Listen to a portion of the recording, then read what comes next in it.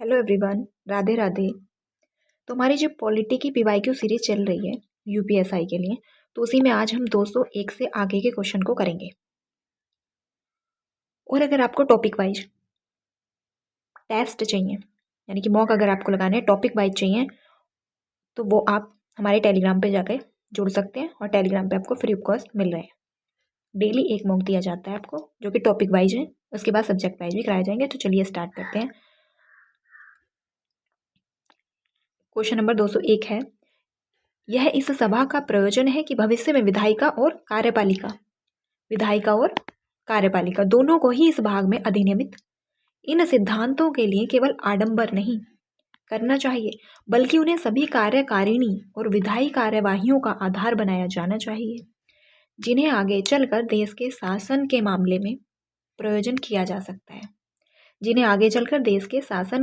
क्या प्रयोग किया जा सकता है। और राज्य नीति के निर्देशक सिद्धांतों के बारे में ये शब्द डैश द्वारा कहे गए हैं। तो किसके द्वारा ये कहे गए हैं ये शब्द? डॉक्टर भीमराव अंबेडकर, दूसरा है जवाहरलाल नेहरू, सरदार वल्लभ भाई पटेल, डॉक्टर राजेंद्र प्रसाद। तो ये शब्द जो कहे गए हैं ये कहे थे डॉक्टर बी आर अम्बेडकर ने। तो नीति निर्देशक तत्वों के संबंध में महापुरुषों के कथन अगर कुछ देखें, तो यह इस सभा का प्रयोजन है कि भविष्य में विधायिका और कार्यकारिणी दोनों ही इस भाग में अधिनियमित इन सिद्धांतों के केवल आडंबर नहीं करना चाहिए, बल्कि उन्हें उन सभी कार्यकारिणी और विधायी कार्यवाहियों का आधार बनाया जाना चाहिए, जिन्हें आगे चलकर देश के शासन के मामले में प्रयोग किया जा सकता है। ये बात डॉक्टर भीमराव अंबेडकर ने कही थी। और लोगों के लिए उत्तरदायी कोई भी मंत्रालय संविधान के भाग 4 में वर्णित उपबंधों की अवहेलना नहीं कर सकता। ये बात किसने कही थी? तो ये कहा था अल्लाहदी कृष्ण स्वामी अय्यर ने। किसने कहा था? अल्लाहदी कृष्ण स्वामी अय्यर ने। राज्य के नीति निर्देशक तत्व एक ऐसा चेक है जिसे बैंक की सुविधा अनुसार अदा किया जाता है। तो ये बात कही थी केटी साहा ने। किसने? तो केटी साहा ने। चलिए अगला क्वेश्चन है, भारत में राज्य के नीति निर्देशक सिद्धांतों के संदर्भ में दिए गए विकल्पों में से कौन सा वक्तव्य क्या है? सही है। तो नीति निर्देशक सिद्धांत, ये सिद्धांत समाजवादी विचारधारा पर आधारित है। इनमें जनमत का सार निहित है और इनका जो उद्देश्य है वो जनता की इच्छाओं को प्रतिफलित करना है। क्या करना है? जनता की इच्छाओं को प्रतिफलित करना है। तो क्या केवल ए सही है, ए और बी दोनों ही गलत हैं, या फिर ए और बी दोनों सही हैं, या केवल बी सही है?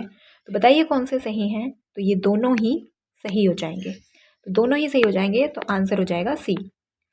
राज्य के नीति निर्देशक सिद्धांत तत्वों का उल्लेख संविधान के भाग 4 अनुच्छेद 36 से 51 तक दिया गया है। और ये जो सिद्धांत है ये समाजवादी, गांधीवादी और उदार बुद्धिजीवी विचारधारा पर आधारित है। और ये मूल अधिकारों के साथ निदेशक तत्व संविधान की आत्मा एवं दर्शन है। क्या है? संविधान की आत्मा एवं दर्शन है, जिनमें जनमत का सार निहित है। जिनमें क्या है? जनमत का सार निहित है। और इनका जो उद्देश्य है वो जनता की इच्छाओं को प्रतिफलित करना है। नीति निर्देशक तत्वों का जो उद्देश्य है वो है जनता की इच्छाओं को प्रतिफलित करना। अगला क्वेश्चन है, भारतीय संविधान का कौन सा अनुच्छेद यह कहता है कि राज्य देश के पर्यावरण के संरक्षण एवं संवर्धन और वन तथा वन्य जीवों की रक्षा करने का प्रयास करेगा? तो अनुच्छेद 24, 48A, अनुच्छेद 36 और अनुच्छेद 12। तो 24 तो होगा नहीं, क्योंकि ये डीपीएसपी में बात कही गई है और ये एक मूल अधिकार है। 36 तो 36 में उसी प्रकार राज्य की परिभाषा दी गई है जिस प्रकार विधि की परिभाषा 12 में है, तो 12 भी नहीं होगा। तो 48A में ये बात कही गई है। तो भारतीय संविधान का अनुच्छेद 48A यह कहता है कि देश के पर्यावरण के संरक्षण एवं संवर्धन का और वन तथा वन्य जीवों की रक्षा करने का प्रयास करेगा। और अनुच्छेद 24 कारखानों में बालकों के नियोजन का प्रतिषेध करता है। और अनुच्छेद 36 तो 36 कहता है राज्य का वही अर्थ है जो कि मूल अधिकारों में भाग 3 में 12 का है, और 12 में भाग 3 के प्रयोजनों के लिए राज्य शब्द को परिभाषित किया गया है। अगला क्वेश्चन है, निम्नलिखित में से राज्य के किस नीति निर्देशक सिद्धांत का उद्देश्य है एक ऐसी सामाजिक व्यवस्था का निर्माण करना है जिससे लोगों की उन्नति और कल्याण हो सके? जिससे क्या हो सके? लोगों की उन्नति और कल्याण हो सके।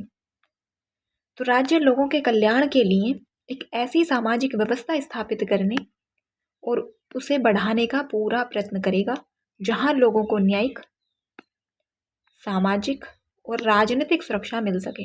जहां लोगों को न्यायिक, सामाजिक और राजनीतिक सुरक्षा मिल सके।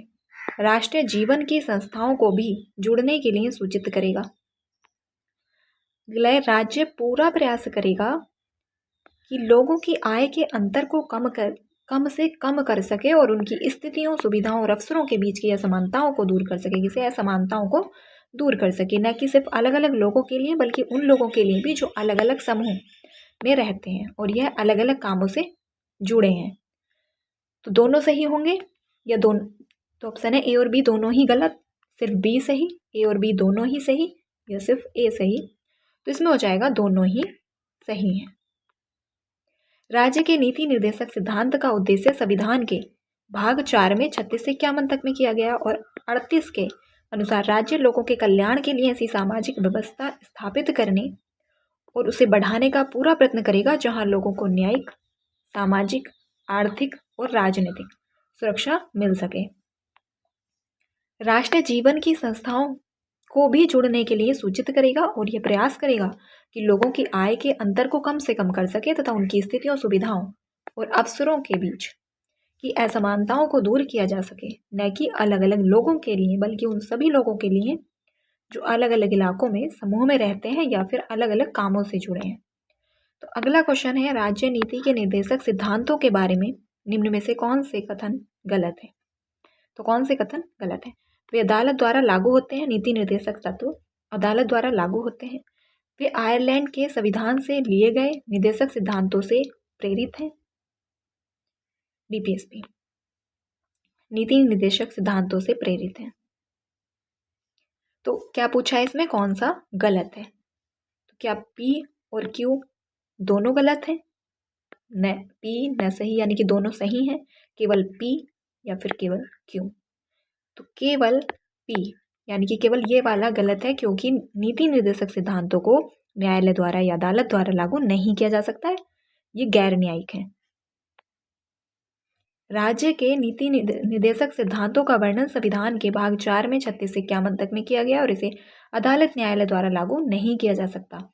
इन्हें वैधानिक शक्ति प्राप्त नहीं है। यह आयरलैंड के संविधान में दिए गए नीति निर्देशक सिद्धांतों से प्रेरित है। अगला क्वेश्चन है, इनमें से कौन सी वह श्रेणी नहीं है जिसके तहत राज्य नीति के निर्देशक सिद्धांतों को वर्गीकृत किया जाता है? तो इनमें से कौन सी वह श्रेणी नहीं है जिसके तहत राज्य नीति के निर्देशक सिद्धांतों को वर्गीकृत किया जाता है? तो ऑप्शन देख लेते हैं। स्मारकों की सुरक्षा, पर्यावरण और अन्य देशों के साथ संबंध, आर्थिक और समाजवादी। तो कौन सा नीति निर्देशक में नहीं है? तो ये हो जाएगा सी, क्योंकि अन्य देशों के साथ संबंध। राज्य के नीति निर्देशक सिद्धांतों का वर्णन संविधान के भाग 4 36 से 51 तक में है और यह आयरलैंड के संविधान से, कहाँ से? तो आयरलैंड के संविधान से लिया गया है। 49 में है राष्ट्रीय स्मारकों, महत्व के स्मारकों, स्थानों और वस्तुओं का संरक्षण। ये किसमें है? 49। 48 के पर्यावरण का संरक्षण तथा संवर्धन और वन एवं वन्य जीवों की रक्षा। अनुच्छेद 51 अंतर्राष्ट्रीय शांति और सुरक्षा की अभिवृद्धि करना। अंतर्राष्ट्रीय शांति और सुरक्षा की अभिवृद्धि करना। चलिए अगला क्वेश्चन देखते हैं।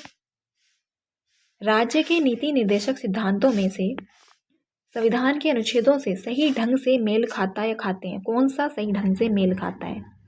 तो न्यायपालिका से कार्यपालिका का पृथक्करण, क्या 47 में है? अंतर्राष्ट्रीय शांति और सुरक्षा का प्रचार, क्या 43 ए में है? राष्ट्रीय महत्व के स्मारकों, स्थानों और वस्तुओं का संरक्षण, क्या 49 में है?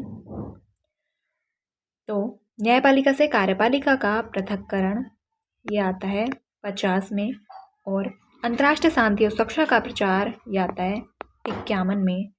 और तो आर हो जाएगा केवल सही। तो केवल आर सही, पी क्यू आर सही, तो कौन सा? केवल आर ही सही हो जाएगा। भारतीय संविधान के भाग 4 के अनुच्छेद 36 से 51 तक राज्य के नीति निर्देशक सिद्धांतों का वर्णन किया गया है। अनुच्छेद 49 राज्य ऐतिहासिक तथा राष्ट्रीय महत्व के स्मारकों की रक्षा करेगा। अनुच्छेद 47 राज्य सार्वजनिक स्वास्थ्य में सुधार तथा मादक द्रव्यों और हानिकारक औषधियों का निषेध करेगा। तथा अनुच्छेद 43A राज्य उपयुक्त विधान अथवा अन्य किसी रीति से किसी उद्योग में लगे हुए उपक्रमों, संस्थाओं और अन्य संगठनों के प्रबंधन में कर्मकारों की भागीदारी को सुनिश्चित करने के लिए कदम उठाएगा से संबंधित है। चलिए अगला क्वेश्चन। तो भारतीय संविधान का अनुच्छेद 48 भारत सरकार को आदेश देता है कि वह क्या करे। तो भारत सरकार को किस बात का आदेश देता है? तो किस बात का आदेश देता है? मादक द्रव्यों के सेवन पर रोक लगाए, पर्यावरण की रक्षा और विकास करे, पिछड़े वर्गों के शैक्षणिक एवं आर्थिक हितों का संवर्धन करे, गाय एवं बछड़ों के वध पर रोक लगाए। तो गाय एवं बछड़ों के वध पर रोक लगाए, ये बात 48 में है। और पर्यावरण का संरक्षण 48 क। भारतीय संविधान के भाग 4 36 से 51 तक में राज्य के नीति निर्देशक तत्वों का वर्णन किया गया है। अनुच्छेद 48 में राज्य कृषि और पशुपालन को आधुनिक और वैज्ञानिक बनाने का प्रयास करेगा तथा विशेष रूप से दुधारू और वाहक पशुओं की नस्लों के संरक्षण और सुधार के लिए तथा उनका वध रोकने के लिए कदम उठाएगा। 47 में मादक द्रव्यों के सेवन पर रोक लगाना है। 47 में 43A उद्योगों के प्रबंधन में कर्मकारों का भाग लेना। 43A उद्योगों के प्रबंधन में कर्मकारों का भाग लेना। चलिए अगला क्वेश्चन। 1976 में राष्ट्रीय आपातकाल के दौरान भारत के संविधान का अध्ययन करने की जिम्मेदारी जिस समिति को सौंपी गई थी उसका अध्यक्ष कौन था? तो 1976 में राष्ट्रीय आपातकाल के दौरान भारत के संविधान का अध्ययन करने की जो जिम्मेदारी सौंपी गई थी तो समिति के अध्यक्ष कौन थे? ज्ञानी जैल सिंह, कर्ण सिंह और V.K. कृष्णा मेनन या फिर सरदार स्वर्ण सिंह। तो इसके जो अध्यक्ष थे वो थे सरदार स्वर्ण सिंह। 1976 में संविधान आपातकाल के दौरान भारत के संविधान का अध्ययन करने की जिम्मेदारी जिस समिति को सौंपी गई थी उसके अध्यक्ष सरदार स्वर्ण सिंह थे। और इस समिति की अनुशंसा पर संविधान के 42वें संविधान संशोधन 1976 के द्वारा मौलिक कर्तव्यों को जोड़ा गया है और भाग 4 क में इन्हें जोड़ा गया है और अनुच्छेद 51 क के तहत। और इन्हें लिया कहाँ से गया है? तो इन्हें रूस के संविधान से लिया गया है। अगला क्वेश्चन है, भारत में राज्य के नीति निर्देशक सिद्धांतों के संदर्भ में निम्नलिखित में से कौन सा वक्तव्य क्या है सही है? तो सामाजिक और आर्थिक उन्नति के लिए ये राज्य को संबोधित किए गए कुछ निर्देशक हैं। ये न्यायालय में प्रवर्तनीय हैं। तो ये न्यायालय में प्रवर्तनीय है। तो A और B दोनों से गलत हैं या फिर A और B दोनों सही हैं या केवल B सही है या केवल A सही है? तो केवल A सही है क्योंकि ये न्यायालय के द्वारा प्रवर्तनीय नहीं है, ये गैर न्यायिक है, इन्हें न्यायालय के द्वारा लागू नहीं कराया जा सकता है। तो भारतीय संविधान में राज्य के नीति निर्देशक सिद्धांत सामाजिक और आर्थिक उन्नति के लिए राज्य को संबोधित किए गए कुछ अनुदेश हैं और ये न्यायालय में प्रवर्तनीय नहीं है। अगला क्वेश्चन है, भारत के संविधान में उल्लेख किए गए निम्न में से कौन सा हर नागरिक का एक मौलिक कर्तव्य है? तो हर नागरिक का एक मौलिक कर्तव्य है अन्याय के खिलाफ आवाज उठाने का कर्तव्य, हमारी मिश्रित संस्कृति की समृद्ध विरासत को महत्व देने और संरक्षित करने का कर्तव्य, वोट करने का कर्तव्य, करों का भुगतान करने का कर्तव्य। तो कौन सा कर्तव्य है? तो बी, हमारी मिश्रित संस्कृति की समृद्ध विरासत और महत्व देने और संरक्षित करने का है यह हर नागरिक का मौलिक कर्तव्य है। भारतीय संविधान के अनुच्छेद भाग 4 के अनुच्छेद 51 क में मौलिक कर्तव्यों का उल्लेख किया गया है जिसमें कुल 11 कर्तव्यों का वर्णन है। मूल संविधान में तो 10 मूल संविधान में तो कर्तव्य नहीं थे, लेकिन जब स्वर्ण सिंह समिति की सिफारिश पर जोड़े गए थे तो 10 जोड़े गए थे और जिसके तहत उल्लेख किया गया है कि हर नागरिक का मौलिक कर्तव्य है कि वह मिश्रित भारतीय संस्कृति की समृद्ध विरासत को महत्व दे और संरक्षित करने का प्रयास करें। 212 निम्नलिखित में से कौन सा वक्तव्य अंतर्राष्ट्रीय शांति और सुरक्षा की अभिवृद्धि के उद्देश्य से भारतीय संविधान में स्थित राज्यों के नीति निर्देशक सिद्धांतों में विनिर्दिष्ट रूप से उल्लेखित है? राज्य प्रयास करेगा, यानी कि राज्य को प्रयास करना होगा अंतर्राष्ट्रीय विधि तथा संधि बाध्यताओं के प्रति आदर बढ़ाने का, अंतर्राष्ट्रीय विवादों को मध्यस्थता द्वारा निपटाने के लिए प्रोत्साहन देने का और परमाणु निशस्त्रीकरण और पहले हमला नहीं नीति को प्रोत्साहन देने का। तो परमाणु निशस्त्रीकरण और पहले हमला नहीं नीति, क्या सही होगा? केवल ए और बी दोनों, ए बी सी, या फिर बी और सी। ए सही हो जाएगा और बी सही, जबकि ये नहीं है, तो ए और बी दोनों सही हो जाएंगे। तो चलिए इसकी एक्सप्लेनेशन देखते हैं। राज्य अंतर्राष्ट्रीय क्षेत्र में निम्नलिखित आदर्शों को लेकर चलने का प्रयत्न करेगा। अंतर्राष्ट्रीय शांति और सुरक्षा की अभिवृद्धि, राष्ट्रों के बीच न्याय और सम्मानपूर्ण संबंध स्थापित करना, और राष्ट्रों के आपसी व्यवहार में अंतर्राष्ट्रीय कानून और संधियों के प्रति आभार का भाव बढ़ाना, अंतर्राष्ट्रीय झगड़ों को मध्यस्थता द्वारा सुलझाने के लिए प्रोत्साहित करना। अगला क्वेश्चन है, राज्य के नीति निर्देशक सिद्धांत संविधान के अध्याय 4 के डैश में निहित हैं। तो नीति निर्देशक सिद्धांत जो है वो कहाँ किसमें निहित है? तो नीति निर्देशक सिद्धांत 36 से 51, 52 से 61 और 25 से 85, जबकि 18 से 24। तो ये बताइए जल्दी किसमें है, क्योंकि ये बात बहुत बार मैं रिपीट कर चुकी हूँ। तो ये है 36 से 51 भाग 4। भारतीय संविधान के भाग 4 के अनुच्छेद 36 से 51 के तक राज्य के नीति निर्देशक तत्वों का वर्णन किया गया, और ये वो तत्व हैं जिन्हें व्यवस्था को चलाने में सरकार को ध्यान रखना होता है, और ये वाद योग्य नहीं है, अर्थात इसे न्यायालय द्वारा लागू नहीं किया जा सकता है, और इसे आयरलैंड के संविधान से ग्रहण किया गया। कहाँ से? तो आयरलैंड के संविधान से। तो आप देख रहे होंगे PYQ से पता चलता है कि हाँ किस प्रकार के क्वेश्चन बने। तो ज़्यादातर जो क्वेश्चन हैं वो रिपीट हो रहे हैं DPSP से, कि आर्टिकल ही पूछे जा रहे हैं, या फिर ज़्यादातर आर्टिकल के बारे में पूछा जा रहा है, और आर्टिकल भी, ये नहीं कि सब पूछे जा रहे हैं। 38, 39 ज़्यादातर, 48 के ये ज़्यादा रिपीट हो रहे हैं। 214 भारतीय संविधान के भाग 4 में डैश का विवरण है। तो भाग 4 में किसका विवरण है? मूल अधिकार, मूलभूत अधिकार, या राज्य के नीति निर्देशक सिद्धांत, संघ की न्यायपालिका और संसद। तो ये बहुत बार रिपीट हो चुका है, तो इसका क्या होगा? तो ये है राज्य के नीति निर्देशक सिद्धांत। भाग 3 में मौलिक अधिकार हैं जो कि 12 से 35 तक हैं। भाग 4 में नीति निर्देशक तत्व जो कि 36 से 51 तक हैं, और भाग 4 के में मूल कर्तव्य हैं जो कि 51 के अनुच्छेद में है, और 5 में तो संघ, और जो अनुच्छेद 52 से 151 तक है। अगला क्वेश्चन है, भारतीय संविधान में मूल कर्तव्य किस देश के संविधान से लिए गए हैं? तो मूल कर्तव्य किससे लिए गए हैं? तो अमेरिका, या फिर पूर्व सोवियत संघ, ऑस्ट्रेलिया, या फिर चीन। तो ये लिए गए हैं पूर्व सोवियत संघ यानी कि रूस। भारतीय संविधान के मूलभूत कर्तव्यों को सोवियत समाजवादी गणतंत्र संविधान से लिया गया। मूल कर्तव्य स्वर्ण सिंह समिति की सिफारिश पर 42वें संविधान संशोधन 1976 के द्वारा भाग 4 के अनुच्छेद 51 के तहत जो है जोड़ा गया है। वर्तमान में 11 मूलभूत कर्तव्य हैं। 11वां मूल कर्तव्य 86वें संविधान संशोधन 2002 द्वारा जोड़ा गया है, जो कि 6 से 14 वर्ष तक के बच्चों के शिक्षा से संबंधित है। चलिए अगला क्वेश्चन।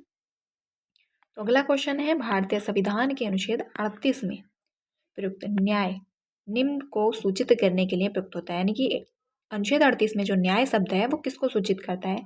सामाजिक एवं राजनीतिक न्याय, आर्थिक और सामाजिक न्याय, राजनीतिक और आर्थिक न्याय, सामाजिक, आर्थिक और राजनीतिक न्याय। तो इसमें बात की गई है सामाजिक, आर्थिक और राजनीतिक न्याय की। तो अनुच्छेद 38 के अनुसार राज्य लोक कल्याण की अभिवृद्धि के लिए सामाजिक व्यवस्था बनाएगा जिसमें सामाजिक, आर्थिक और राजनीतिक न्याय राष्ट्रीय जीवन की सभी संस्थाओं को अनुप्रमाणित करें, और इसके अलावा आय एवं अवसरों की असमानताओं को भी कम करने का प्रयास करेगा। किसे? असमानताओं को भी कम करने का प्रयास करेगा। अगला टॉपिक है, अब हम एक नया टॉपिक शुरू कर रहे हैं, और अगला टॉपिक है संघीय कार्यपालिका एवं विधायिका। संघीय कार्यपालिका एवं विधायिका। तो अगला क्वेश्चन है 217 कि राष्ट्रपति और उपराष्ट्रपति दोनों के पद रिक्त होने की स्थिति में भारत के राष्ट्रपति के रूप में कौन कार्य करता है? तो बताइए कौन करता है? लोकसभा अध्यक्ष, भारत के मुख्य न्यायाधीश, किसी राज्य का सबसे वरिष्ठ राज्यपाल, या भारत के महालेखा परीक्षक। कौन करता है? तो अगर भारत के राष्ट्रपति का पद खाली है तो उपराष्ट्रपति कर सकते हैं, 6 महीने के लिए कर सकते हैं। कितने? तो 6 माह के लिए उपराष्ट्रपति कर सकते हैं। 6 महीने के लिए कौन? उपराष्ट्रपति। उपराष्ट्रपति। जबकि अगर उपराष्ट्रपति का भी पद रिक्त हो तो भारत के मुख्य न्यायाधीश करेंगे। राष्ट्रपति अधिनियम 1969 प्रावधान करता है कि राष्ट्रपति तथा उपराष्ट्रपति के पद खाली होने की स्थिति में भारत के मुख्य न्यायाधीश बतौर राष्ट्रपति कार्य करेंगे। अनुच्छेद 65 राष्ट्रपति की अनुपस्थिति में उपराष्ट्रपति को राष्ट्रपति के रूप में कार्य करने की शक्ति प्रदान करता है। अनुच्छेद 65 राष्ट्रपति की अनुपस्थिति में उपराष्ट्रपति को राष्ट्रपति के रूप में कार्य करने की शक्ति प्रदान करता है। अगला क्वेश्चन है, भारत के राष्ट्रपति के पद की अवधि कितनी होती है? तो राष्ट्रपति के पद की अवधि कितनी होती है? 5 वर्ष, 3 वर्ष, 6 वर्ष या फिर 2 वर्ष? तो ये होती है 5 वर्ष, जबकि वह अपने किसी भी वक्त इस्तीफा भी दे सकते हैं, हस्ताक्षर सहित इस्तीफा दे सकते हैं। भारतीय संविधान के अनुच्छेद 56 के तहत राष्ट्रपति अपना पद ग्रहण करने की तारीख से 5 वर्ष की अवधि तक पद धारण करें और 56 क के अनुसार राष्ट्रपति उपराष्ट्रपति को संबोधित करके अपने हस्ताक्षर सहित लेख द्वारा अपना पद त्याग सकता है। अगला क्वेश्चन है, भारत के अटॉर्नी जनरल को किसके द्वारा नियुक्त किया जाता है? तो अटॉर्नी जनरल को किसके द्वारा नियुक्त किया जाता है? भारत के राष्ट्रपति, लोकसभा अध्यक्ष, राज्यसभा सभापति, सर्वोच्च न्यायालय के मुख्य न्यायाधीश। तो किसके द्वारा किया जाता है? तो भारत के राष्ट्रपति द्वारा। संविधान के अनुच्छेद 76 में भारत के महान्यायवादी पद का प्रावधान है और भारत का जो महान्यायवादी संघ की कार्यकारिणी का एक अंग है। महान्यायवादी देश का सर्वोच्च विधि अधिकारी होता है और महान्यायवादी की नियुक्ति राष्ट्रपति द्वारा सरकार की सलाह पर की जाती है। वह भारत के वर्तमान और 16वें महान्यायवादी आर वेंकटरमन। चलिए अगला क्वेश्चन देखते हैं। भारत के संविधान के अनुच्छेद 76 में कहा गया है कि राष्ट्रपति अटॉर्नी जनरल के रूप में एक ऐसे व्यक्ति को नियुक्त करेंगे जो डैश के रूप में नियुक्त होने के योग्य हो। कानून मंत्रालय में सचिव, कानूनन विश्वविद्यालय के डीन, उच्चतम न्यायालय के न्यायाधीश या उच्च न्यायालय के न्यायाधीश। तो उच्चतम न्यायालय यानी कि सुप्रीम कोर्ट के क्या न्यायाधीश होने के जो योग्य। भारतीय संविधान के अनुच्छेद 76(1) के अनुसार राष्ट्रपति उच्चतम न्यायालय के न्यायाधीश होने के योग्य व्यक्ति को भारत का महान्यायवादी यानी कि अटॉर्नी जनरल नियुक्त करता है और ये भारत सरकार का सर्वोच्च विधि अधिकारी होता है। अटॉर्नी जनरल यानी कि महान्यायवादी ये भारत का सर्वोच्च विधि अधिकारी तथा मुख्य विधिक सलाहकार के रूप में कार्य करता है। महान्यायवादी की नियुक्ति राष्ट्रपति द्वारा सरकार की सलाह पर की जाती है। महान्यायवादी की जो नियुक्ति की जाती है वो राष्ट्रपति द्वारा सरकार की सलाह पर की जाती है। अगला क्वेश्चन है, भारतीय संविधान का अनुच्छेद 53 निम्नलिखित में से किससे संबंधित है? तो संघ की कार्यकारी शक्ति, तदर्थ न्यायाधीशों की नियुक्ति और सर्वोच्च न्यायालय की स्थापना, भारत के अटॉर्नी जनरल। तो संघ की कार्यकारी शक्ति अनुच्छेद 53 में संघ की कार्यकारी शक्ति 53 में संघ की कार्यपालिका शक्ति है और 124 में उच्चतम न्यायालय की स्थापना और गठन है। 127 तदर्थ न्यायाधीशों की नियुक्ति और भारत का अटॉर्नी जनरल। अनुच्छेद 76 भारत का अटॉर्नी जनरल। भारत में दया याचिकाएं किसे संबोधित की जाती हैं? तो दया याचिकाएं किसे संबोधित की जाती हैं? सर्वोच्च न्यायालय के मुख्य न्यायाधीश को, राज्यपाल, राष्ट्रपति या फिर प्रधानमंत्री। तो दया याचिकाएं किसे संबोधित की जाती हैं? तो ये की जाती हैं राष्ट्रपति को संबोधित। भारत में संवैधानिक ढांचे के अनुसार दया याचिका के लिए अनुच्छेद 72 के तहत राष्ट्रपति से अनुरोध करना अंतिम संवैधानिक सहारा है और राष्ट्रपति के पास किसी भी अपराध के लिए दोषी ठहराए गए किसी भी व्यक्ति की सजा को क्षमा करने और उसे रोकने, विराम देने या फिर कम करने या सजा को निलंबित करने की शक्ति होती है।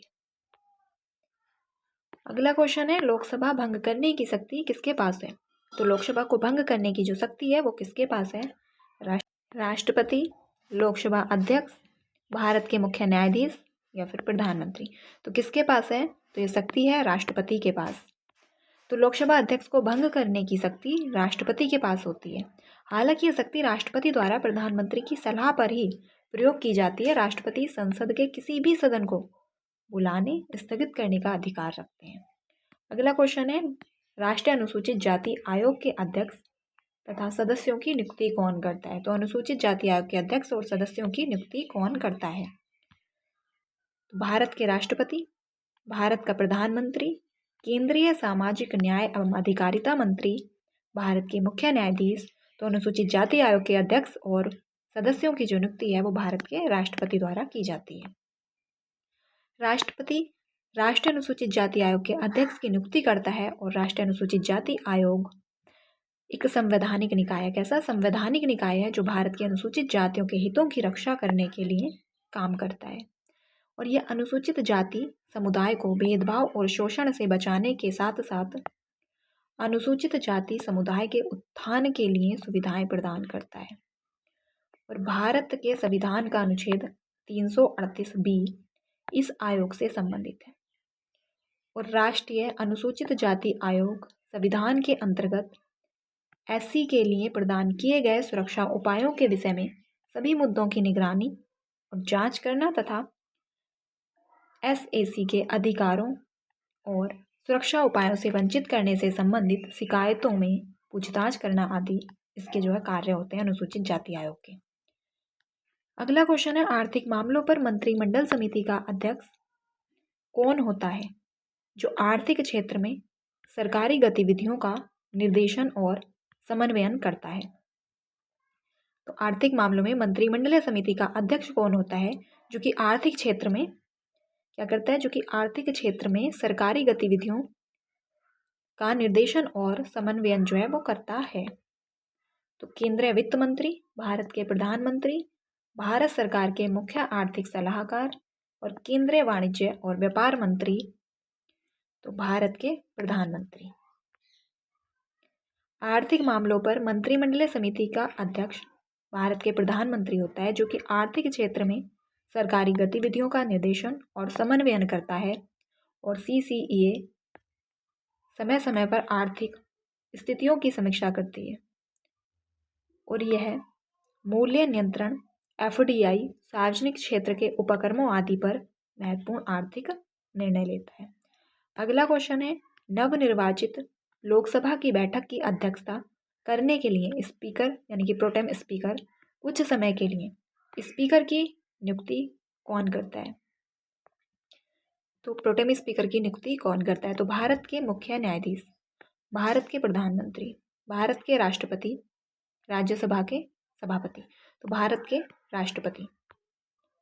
प्रोटेम स्पीकर सदन का सबसे वरिष्ठ सदस्य होता है। प्रोटेम स्पीकर सदन का सबसे वरिष्ठ सदस्य होता है, जो कि स्पीकर और डिप्टी स्पीकर की नियुक्ति नहीं होने तक सदन की कार्यवाही संचालित करता है। और राष्ट्रपति अल्पकाल के लिए प्रोटेम स्पीकर की नियुक्ति करता है। कौन? तो राष्ट्रपति प्रोटेम स्पीकर की नियुक्ति करता है। और इसका जो मुख्य कार्य है वो नए सदस्यों को शपथ दिलाना तथा लोकसभा की प्रथम बैठक की अध्यक्षता करना है। प्रथम बैठक की अध्यक्षता कौन करता है लोकसभा की? तो प्रोटेम स्पीकर। अगला क्वेश्चन है, भारतीय संविधान के संदर्भ में भारत के महान्यायवादी की पदावधि क्या है? तो भारत के महान्यायवादी की जो पदावधि है तो 3 वर्ष, 5 वर्ष, 2 वर्ष या कोई निश्चित अवधि नहीं है। तो महान्यायवादी की कोई निश्चित अवधि नहीं है, क्योंकि यह एज के हिसाब से कार्य करता है। इसके लिए कोई निश्चित ना 5 वर्ष, 3 वर्ष कुछ नहीं है। तो भारत का महान्यायवादी ये किसके? तो यह राष्ट्रपति के प्रसाद पर्यंत कार्य करता है। महान्यायवादी भारत सरकार का मुख्य कानूनी सलाहकार और भारतीय उच्चतम न्यायालय में सरकार का प्रमुख वकील होता है। अनुच्छेद 76 के तहत भारत के राष्ट्रपति द्वारा इनकी नियुक्ति की जाती है। किसके? भारत के राष्ट्रपति द्वारा। जो व्यक्ति उच्चतम न्यायालय के न्यायाधीश बनने की योग्यता रखता है वह महान्यायवादी के पद पर नियुक्त किया जाता है। अनुच्छेद 88 के अनुसार वह संसद के कार्यवाही में भाग ले सकता है। महान्यायवादी की पदावधि भारत के संविधान में निहित नहीं की गई है। वह राष्ट्रपति के प्रसाद पर्यंत पद धारण करता है। अगला क्वेश्चन है, 1921 में केंद्रीय बजट में रेल बजट को अलग करने के लिए किस समिति ने प्रस्ताव रखा था? तो एकवर्थ समिति, विवेक देबरॉय समिति, SP गांगुली समिति और सुरेश तेंदुलकर समिति। तो एकवर्थ समिति ने 1921 में केंद्रीय बजट से रेल बजट को अलग करने के लिए प्रस्ताव रखा था।